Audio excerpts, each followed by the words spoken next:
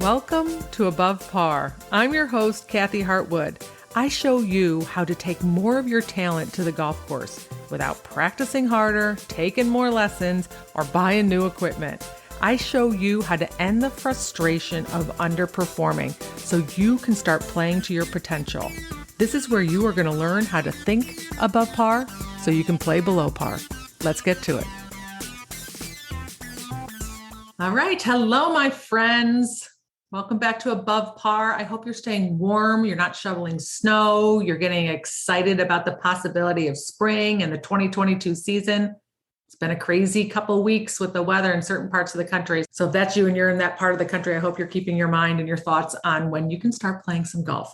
And what I want to talk to you today about is you breaking your score barrier for 2022. We can get stuck with these certain scores. They always seem to end in zero. I don't know why. Like I want to break 100. I want to break 90. I want to break 80. I want to break 70.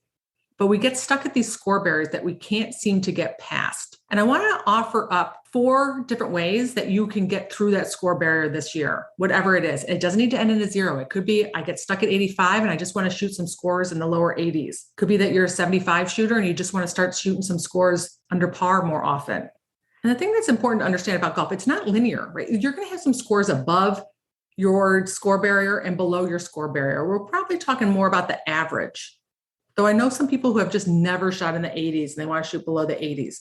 But it's important to understand that golf is up and down. There's not a straight line towards your golf goal. There's going to be some ups and downs. But I want to offer you a couple different ways for you to break through that score barrier. And I'm going to offer up 90. And the reason I'm going to offer up 90 for this podcast is because I remember when I was 13, going through a really tough period of time of breaking through that number for me mentally. And I got myself a little bit stuck. I was playing at Wanaka Country Club in Hamburg, New York, which is a suburb of Buffalo. That's where I grew up playing golf. And I got myself stuck because I started believing that 90 was my par. It was just an easy way for me to do math when I was younger. I would just go, all right, if I made a bogey, that's my par. And if I bogey every hole, that'll add up to 90. And so if I make a double, all I need to do is make a par to counteract the double. And then I could, I'll shoot at 90. But I stayed there for so much longer than I needed to. I knew I was a better golfer than a 90 shooter, but it just felt so comfortable. And it was easy for my brain to default back to do the math. I know that sounds silly, but that's kind of the way it worked. So I'd always just try and balance out my double bogeys with a par, and I knew I was good to go. So let me offer you up a couple ways to get through that barrier. So the first thing you want to do is you want to be a scientist about the weakest part of your game. You do not want to be dramatic about it. You do not want to focus on the part of your game that hurts the most, such as I hit a big old banana slice. I hate that shot. I want to get rid of that shot. That ball ended up landing in the rough or to the right of the fairway bunker and you were still fine, yet you 3-putted 6 times.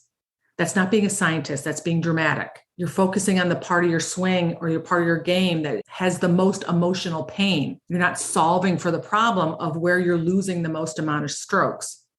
So the easiest way to do that is just to keep your stats and focus on the one part of your game that is costing you the most shots. You can see that on a piece of paper. But if you don't have that, you can look back at your last round or the last time you played, or you can ask somebody that you play with all the time, like, what do you think is the weakest part of my game or where I could improve the most? They're not going to have that emotional attachment to that big old banana slice that you didn't like to hit.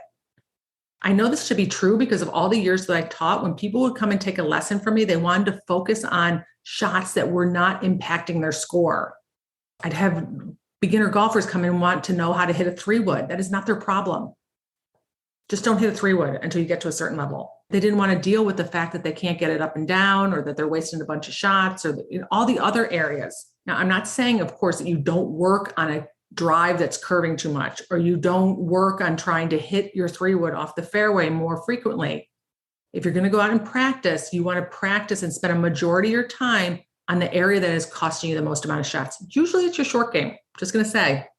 And a lot of people don't like to work on their short game because it's just not really rewarding. They'd rather hit big old drivers and try and hit it farther. But if you really want to make some improvements in your game, if you want to break through that score barrier this year, you want to approach it like a scientist. Figure out what is the worst part of your game, what is the weakest part of your game, where you could make the fastest gains in your shots, in your score, and spend your time when you practice in that area. And then you got to ask yourself, what do I need to learn? and how am I going to learn it?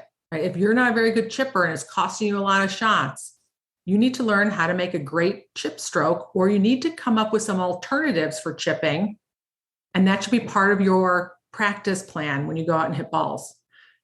Just a side note, you don't want to go out and hit balls for the sake of hitting balls. You need to have a plan. It's so much better when you go to the range and sit there and go, all right, I'm going to work on my chipping. This is how I'm going to work on my chipping. I know exactly what I need to do. And I'm going to spend 30 minutes doing it versus going out and going to the short game area for 10 minutes, whacking balls around and going, all right. So weakest part of your game, what skills do I need? And how am I going to go about learning them? Have a plan. Number 2 is course management. Ask yourself, can you play holes differently on the golf course? We get into a routine, especially if you play the same course over and over again. You never look at a hole differently, and then you end up creating the same result. If you have a hole that's kind of your nemesis, it's worth asking yourself, could I play this differently?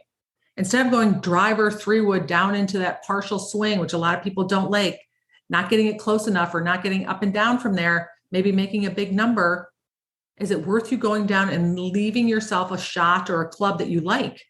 Do I need to hit driver off of every hole? Are there holes out there that I can prevent short-siding myself so I don't make big numbers or can't get up and down? There is no one way to play any given hole. And the more imagination that you have when you're out on the golf course, the more that you're going to be able to take the shots that you own at any given time out onto the golf course more effectively. You're not going to have 100% of your game with you 100% of the time. So if you can't hit your driver one day and you don't have the ability to see how you can make a par or make a decent number with hitting a different club off the tee, you don't have that imagination, or you won't allow yourself to do that, it's going to cost you a big number. If you haven't figured out how to grind when your game isn't there, then you're going to have a lot of ups and downs in your game and your score. You're going to have some big numbers, really big numbers, then you're going to have some decent numbers. You want to get rid of those big numbers. And part of that is you opening up your mind at being creative on the golf course, taking what you own at that given moment in time out there and make the most out of your score in your golf game. So ask yourself, are there different ways that you could play holes or courses so that you can make the most out of your score? And the place to look is, especially if you have consistent blow-up holes or you're consistent short-siding yourself or leaving a club that you don't like. And then the third way is your mental game. And that's you questioning what you're believing about your identity as a golfer right now and what you shoot. So going back to me as a 13-year-old, I just believed I was a 90 shooter. That's kind of how I labeled myself. I was a 90 shooter. And I needed to shift that for me to go and start playing at another level. It wasn't going to happen if I kept that thought. So how do you identify yourself or label yourself as a golfer? That needs to start shifting. If you're saying, I'm just a person who shoots 90, or I'm just like an 80, 82 shooter, and you really want to play in the 70s, you need to change that language. That also applies to the shots on the golf course, right? I'm just a person who doesn't get up and down out of a bunker very often. That's not helpful. That thought is not helpful for you. Your brain is always going to look for evidence of what you feed it, the thoughts that you feed it. So if you're telling yourself that you're just a person who doesn't get up and down out of the bunker very often, that's going to become your reality. Same thing with the score that you're telling yourself. And I'm not saying you have to go to the opposite of that and start believing that you're a person who gets up and down all the time out of a bunker. Just quit saying it. Just quit telling yourself that you're a person who doesn't get up and down out of the bunker, or doesn't hit good chip shots, or hits balls out of bounds, or always makes a big number. They're just not useful. They don't serve you. And then if we're trying to break 90 and you're going to be an 85 shooter on a scale of 1 to 10, what is your belief that you can shoot 85? And if it's not above a 7, what do you need to believe, or what do you need to stop believing so that you can get it to an 8 or a 9 or a 10? And that might include, you need to stop believing that you're always going to have a blow-up hole. You need to stop believing that you make more double bogeys than you make pars.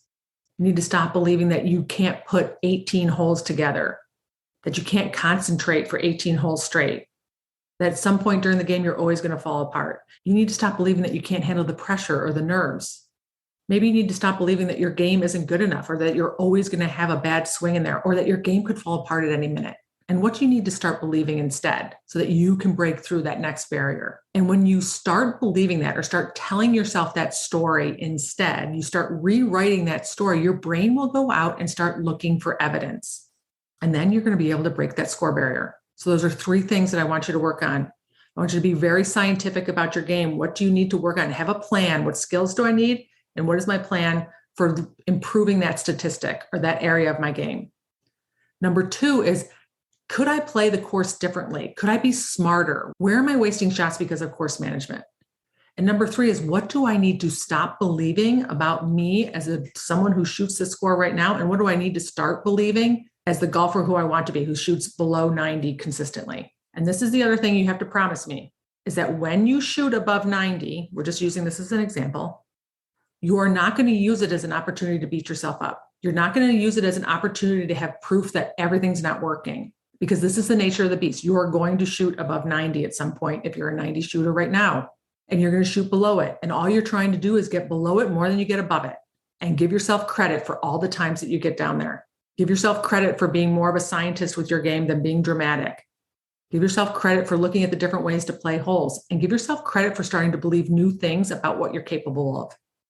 Then you're going to break that score barrier in 2022. And I want you to email or text me and let me know.